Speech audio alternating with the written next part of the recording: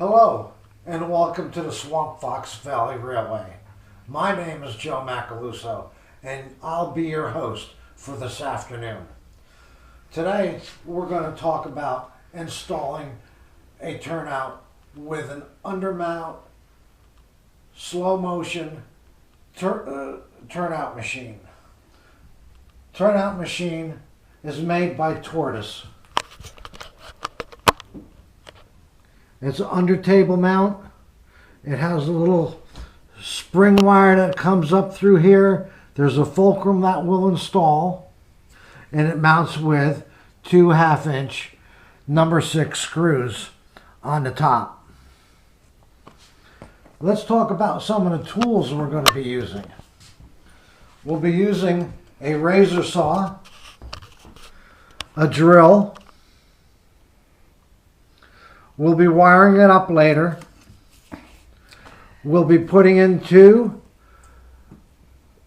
DCC drops. We'll be using a rail nipper. We won't be using diagonal cutters, and we're going to talk about these 2 right now. Diagonal cutters, when you use them, will end up cutting your rail, and it'll have chisel points which you have to file. That's because of the way diagonal pliers are. When we use rail nippers will give you a flat cut on the rail that you want to keep, but a chiseled cut on the part that you are not going to be using. But if you want to use this, you'll have to end up turning the rail nippers around and cutting with the flat end. You notice the rail nippers have a cutting surface this way, but on the back side, they're flat. That's what gives you this cut. So when you're using rail nippers, you would use it in this fashion to cut that, and this is how the cut would be. So again, if you want to use this piece of rail in the future, turn your rail nippers around and cut it in this fashion. Rail nippers are made by Xuron Tools. Great company, and remember, they're a soft steel, and the hardest thing you can cut is nickel silver rail. If you tried to cut steel, you'll bugger these things up and they're going to be worthless to you. If you want to cut something hard like a screw or whatever, go ahead and use your dikes or side cutting pliers. We're going to be using, needle nose. We're going to be using a sheetrock knife, a screwdriver, because we have to modify these turnouts that are made by Pico. There happens to be a spring in this area here. Let me use the screwdriver to point. A spring and a cover in this area here, which you just pry off, and the spring will pop out. You'll lose it on the floor, probably along with the cover. That way, the turnout can freely move, and it doesn't have to go against spring tension in order for the switch machine, which is a stall motor switch machine, to overcome the spring tension. This is where we're going to end up mounting the turnout today. Let me grab it and bring it over here. You're going to end up saying, why is he putting a turnout there? He's got nothing to go to. Well, you don't see it yet, but this area here is going to be a mine complex. I have a little bit of company town over here, mine complex, and over here some sidings so we can load cars and all of that. So let's start off by using a Sharpie to mark where we want to cut the rail. Get the rails parallel where you want it to go, and go ahead and just mark it. And that's the area that we're going to be cutting out. Now, like I said, with rail nippers, you have to cut it in the right way. If I cut it this way, it's going to screw it up, and I got to file it. Meaning that direction. Cutting it this way is the way I want to go. Doesn't that figure? Don't go away. The nice thing about how I install a track is we glue it down, and if we want to end up cutting it back a little bit and loosen the rail up so I can get my nipper under it, I can just scrape it with a putty knife and go ahead and get it up high enough so I can cut the rail. Nice clean cut. Chisel point on that side if you can see it.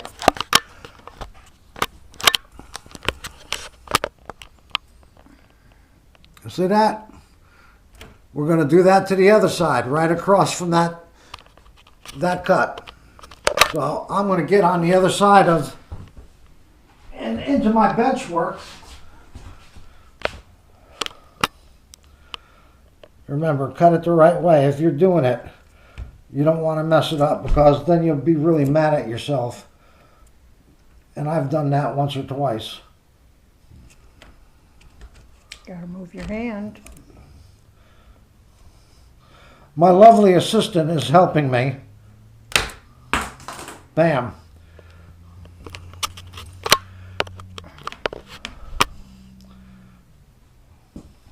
Now, I'm going to end up using the sheetrock knife to go ahead and remove ties. Not ties, but spikes. We want to get rid of some spikes so you can slide your rail joiner up in there. Watch out for your fingers, folks. And I should have my reading glasses on so I can see. Bam, it's gone.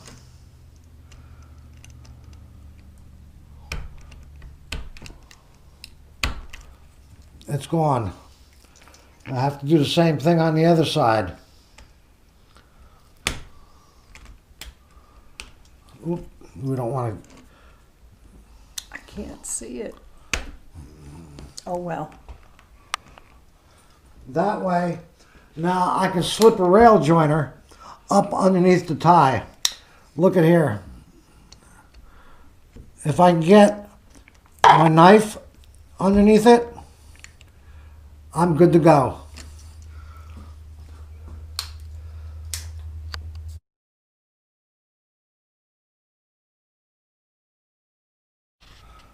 One more thing I want to talk about is using a Dremel to cut your rail.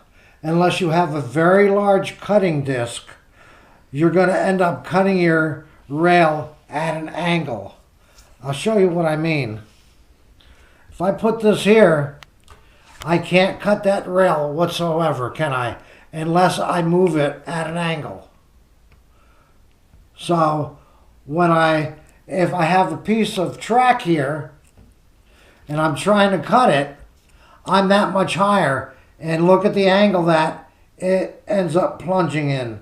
So you would have a wider gap at the top than you would at the bottom. Use rail nippers if you don't mind me saying. I'm not trying to tell you what to do. It's your railroad. But I found it a whole lot easier not to use a Dremel. What we've done is we've got the rail cut. We're going to install our rail joiners, and hopefully my fingers will work the way they're supposed to.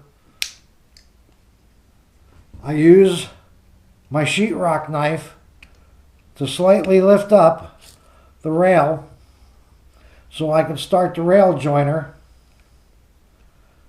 like so. Push it on a little bit.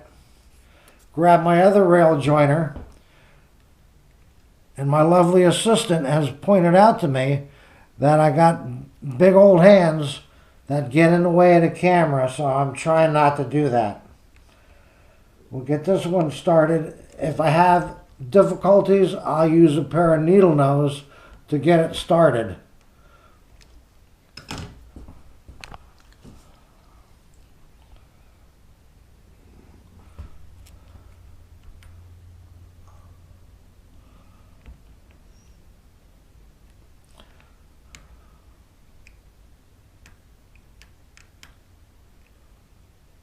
Guys, I know you've done this and you've been cussing just like I'm about to. There. Now, I'll put those tools off to the side. Remember, razor blade, cut, stitches. Be careful. I'm going to slide my turnout into the position that I want. And you're probably thinking, what the heck are you putting a turnout there for? You got no place to go. Well, actually, I'm putting a mine complex here. Company town right about here. Mine over here. Hill. Tunnel back on the backside. And sidings over here for loading ore cars. Now, I don't know if you guys can see this or not, but I cut the top of the straight pin off, and right over here, my lovely assistant will look, there's a hole right there that the spring wire comes up through and can switch the switch machine back and forth, bam, bam. So in order to mark that, I take a straight pin and I stick it down in there, in that hole. Then I'll take the turnout apart. Yes, it'll be a little cockeyed. I'll take a Sharpie and I'll draw a circle around it. And that's where we're going to be drilling our hole through the table.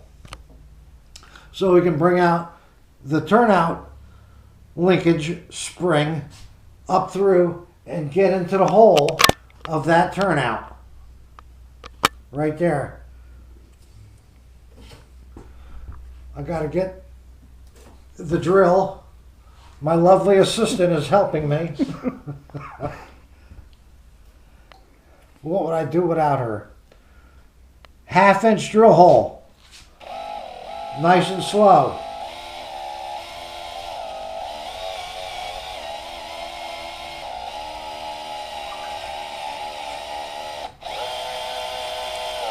Now you can pick up speed. You're through the cork, you're through the foam. Now you can end up picking up speed to drill through the plywood base.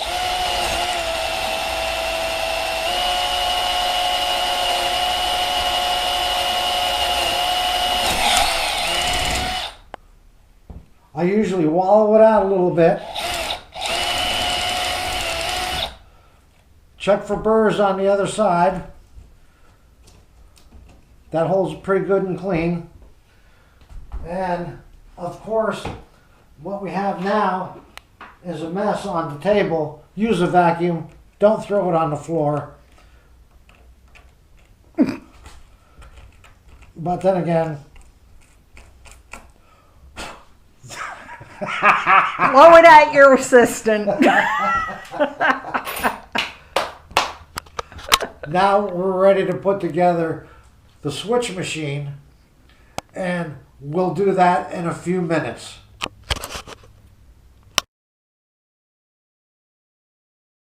Switch machine to be centered, and there's three other components. You've got the spring wire, which actually operates the turnout. You got the fulcrum, and you've got a holding screw for the spring wire.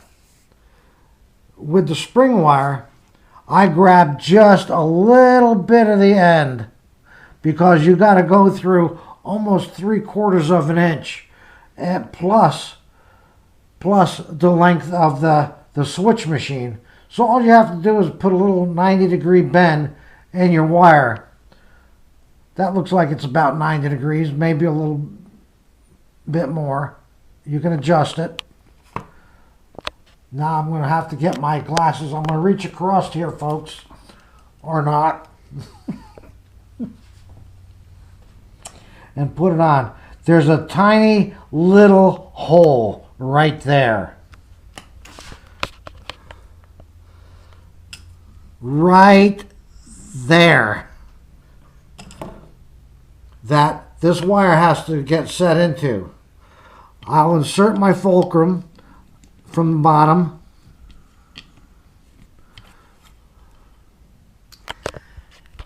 I can't see what you're doing. Holy shit. Joe.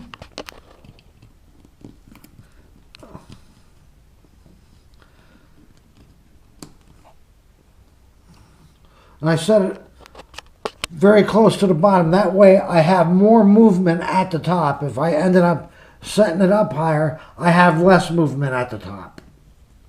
So I set my fulcrum down the bottom and it just stays in place. I slide my wire in the fulcrum hole,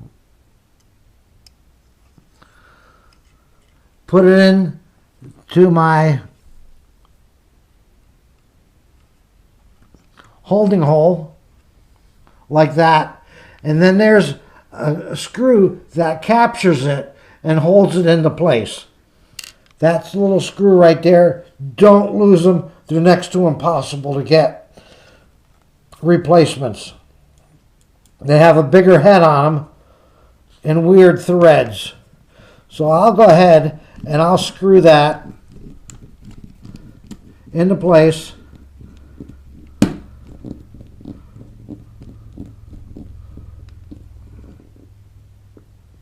Until it won't turn anymore. And if you look,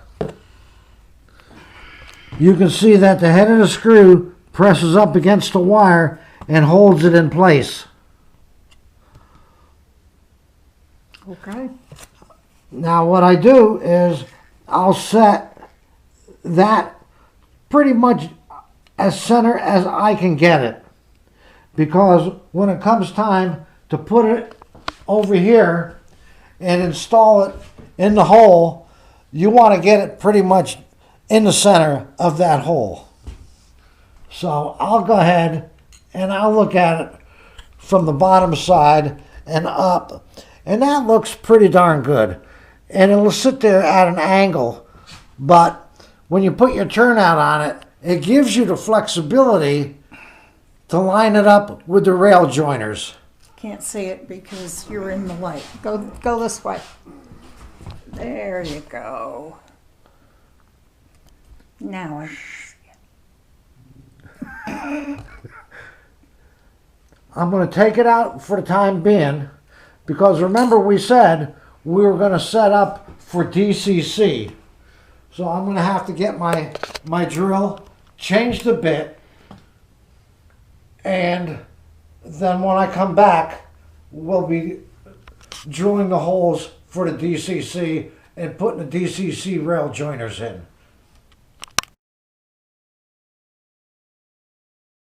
Okay, so with our drill 1/4 inch bit, maybe a little larger, we're going to drill 2 holes right in front of the rail.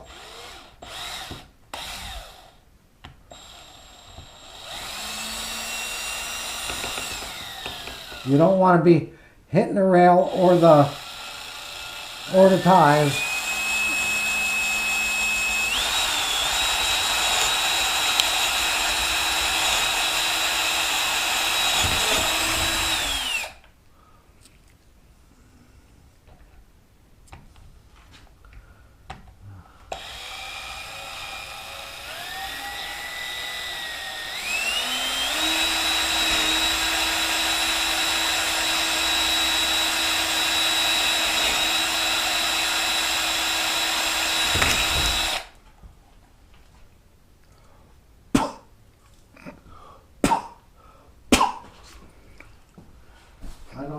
catch crap for that.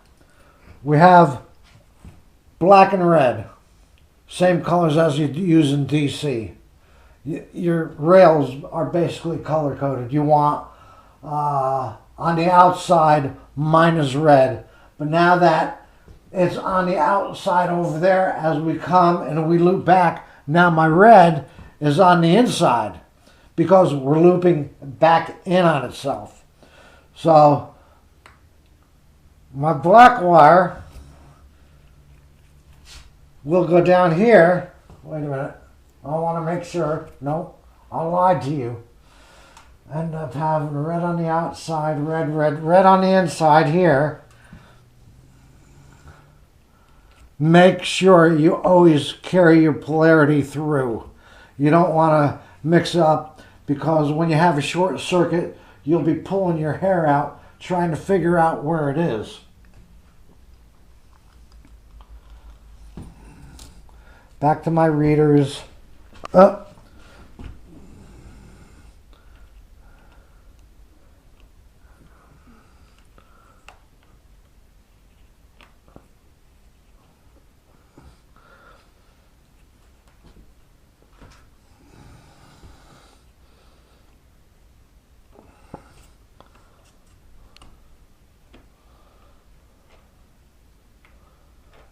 never said it would be easy, did I? But once it starts, it'll go right in. That's that one, my black one,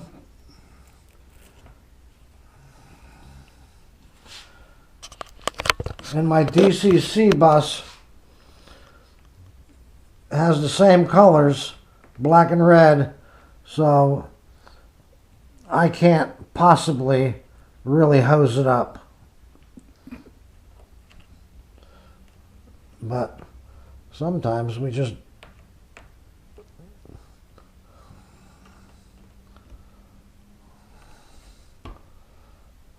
there we go. And then I'll have my DCC bus come around, and we'll talk about this in another episode on how to hook it up. Now, as my lovely assistant continues to focus on that, I'm going to grab another tool, because I'm into power. So I'll get a power screwdriver going here in a minute, and we'll mount that turnout machine. Okay, now it's time to end up installing our switch machine. Like I was saying before, put it up underneath, keep it in the center position. Make sure you don't have any junk in the hole that's going to hold you up or anything, so it doesn't hurt to run your finger in it. That looks pretty good. I'll get it up underneath there. And from the top side, you know, your cork road bed comes and gets split, and there's basically it makes a center line. So if you bring up your wire and line it up pretty much in the center, you're good to go.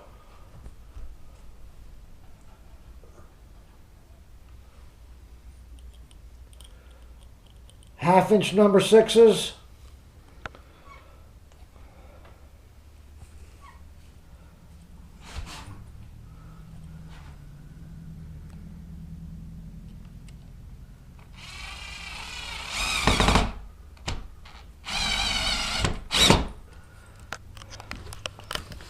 To hold it up in place. I'll get another one on the other side in 1 second.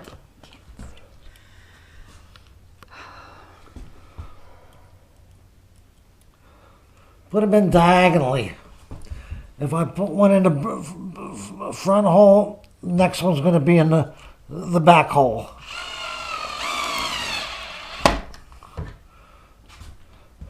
Make sure by doing it manually that it works good.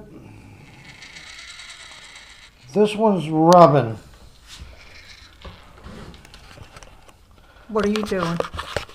I'm actuating the switch machine manually, and I'm looking to see how the linkage wire works. And I'm too far forward on the hole, so I'm going to have to remove, I think, just one screw here and give it a little twist.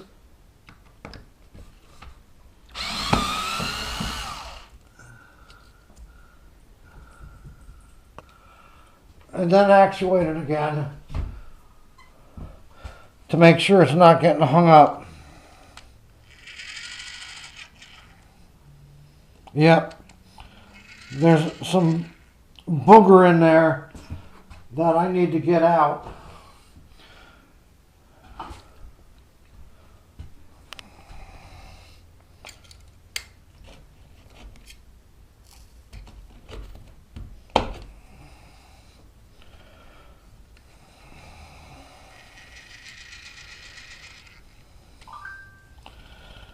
It's still getting hung up. If you come from the top, lovely assistant, I want to point out that, there you go, that this wire is rubbing on the bottom side of the hole. So it's not actuating properly, and it's going to cause you headaches if you don't fix it. So I'm going to take both screws out, and I'm going to move the entire switch machine in that direction.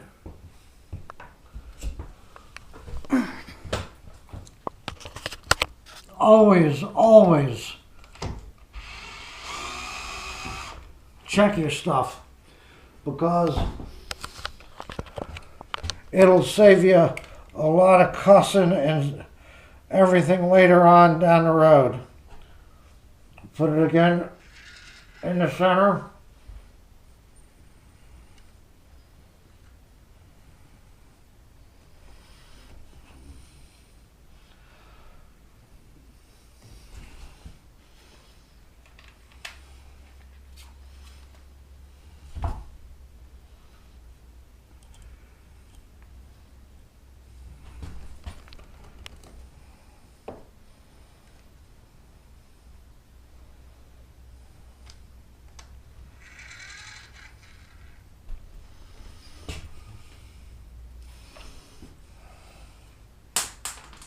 Doesn't that figure?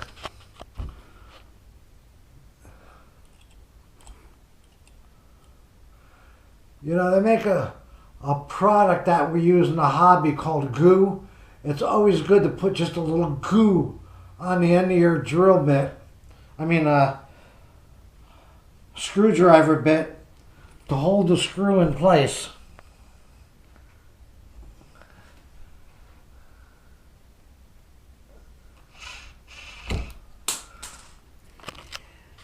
Cut.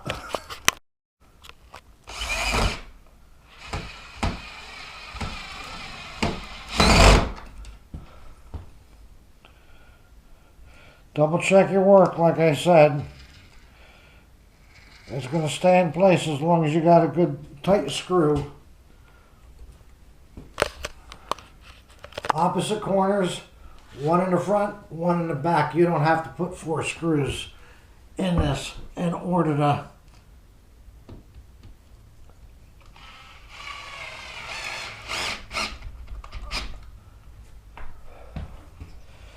double check. It goes back and forth nicely. Now let's go back to the DCC for a quick moment. I put my drops, you know, people talk about every 3 foot, every 9 inches, every foot, all that. I built this layout And the main line I have drops every 9 feet. You know, if you do a voltage drop calculation, you find out the resistance of nickel silver rail, the size of the wire, and all this, and every 9 feet ends up working out just fine on my layout DCC. Your railroad might be different. Mine's fine. Now we're going to end up installing the turnout, which is over there. Put it back in the center position, the turnout machine, and remember that hole. This is where the fun comes in. Oh, I lined it up the first time. And like I said, you know, in the center of the hole gives you some play back and forth to get the turnout in the right place. Line up your rail joiners, slide it in, check it manually. It's nice and tight that way. Turnout flips out good this way. It's perfect. Now what I'll end up doing is I'll end up using a little bit of Elmer's glue along this leg of the turnout. Then I'll take some pins and I'll hold it in place. Keep glue away from your points. Points travel, and if you get glue up around it, it's going to end up binding, and you're gonna be mad. So that's where we are for today, folks.